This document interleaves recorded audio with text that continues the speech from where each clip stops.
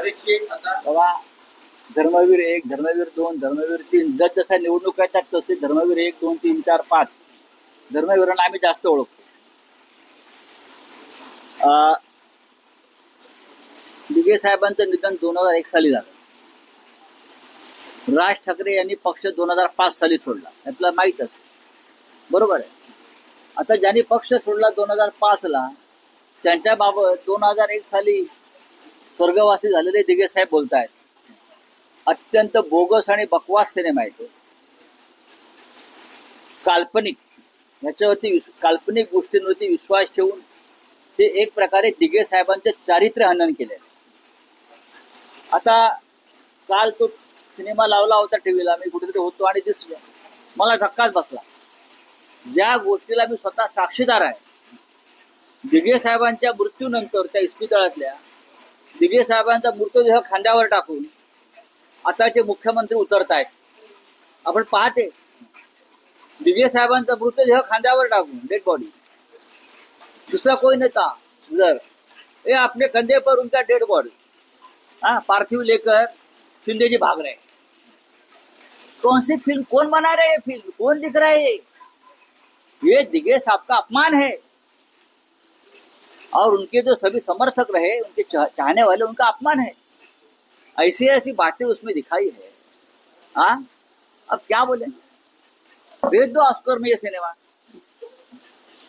ये ऑस्कर का सिनेमा है, कोई डुप्लीकेट ऑस्कर लगा दो. यहाँ गांव में 5 पखाड़ी में एक ऑस्कर का ऑफिस डाल दो,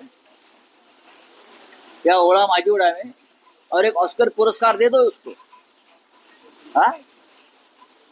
दिघे साहब के डेड बॉडी लेकर आनंद दिघे अपने कौन है, मुख्यमंत्री भाग रहे हैं और दिघे साहब के हाथ ऐसे लटक रहे हैं. बेचारे क्या है, हम थे उस वक्त, हमने देखा है सब कुछ. लेकिन ये पैसे की लालच में ये राइटर, डायरेक्टर, कलाकार जो फिल्में बना रहे हैं ना, ये दिघे साहब का सबसे बड़ा अपमान. प्रवीण तरडेंनी हा सिनेमा लिहिला आणि ते कुठेतरी भाजप आणि संघाच्या जवळचे आहे असतील तो त्यांचा प्रश्न आहे. पण ज्या पद्धतीनं दिघे साहेबांचा त्यांच्या मृत्यूनंतर हा वापर केला जातो आहे, अशा पद्धतीनं हा घृणास्पद, हास्यास्पद आणि लाजिरवाणी गोष्ट आहे. तर चित्रपट की मुळात चित्रपट की प्रचारपट, हा प्रचार पण नाहीये, हा दिघ्यांचा अपप्रचार आहे.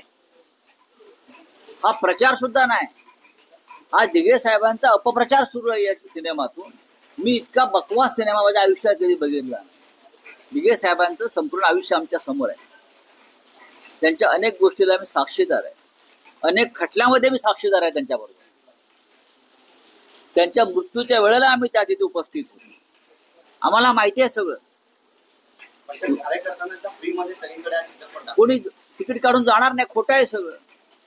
खरं म्हणजे त्यांनी एक ओळ टाकली पाहिजे, या सिनेमातल्या कथानकाचा सत्य आणि वास्तविकतेशी काही संबंध नाही, अशी ओळ टाकली पाहिजे, कारण ते सत्यच नाहीये. धन्यवाद.